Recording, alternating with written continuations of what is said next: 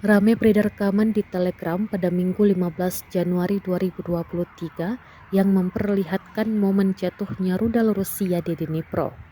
Dua titik kebakaran dahsyat dan kepulan asap tebal tampak jelas dalam kamera drone. Gelombang serangan rudal Rusia mengenai sejumlah titik di Ukraina pada Sabtu 14 Januari. Selain Kiev, Kharkiv, dan Odessa, serangan rudal itu juga mengenai apartemen di Dnipro. Jumlah angka kematian di apartemen tersebut meningkat dan saat ini telah mencapai 12 orang. Dikutip dari CNN, jumlah korban tersebut diungkapkan Kepala Administrasi Militer Wilayah Dnipropetrovsk, Valentin Resnichenko. Serangan ke Dnipro mengenai gedung lantai 9 dan membuat gedung tersebut menjadi reruntuhan. Menurut pejabat Ukraina, jumlah korban luka-luka karena serangan tersebut mencapai 64 orang, termasuk 14 anak-anak.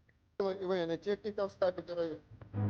В районе города Запорожка, в районе населенного пункта Ясногорка Донецкой Народной Республики уничтожены два склада боеприпасов, 107-й реактивный артиллерийский центр.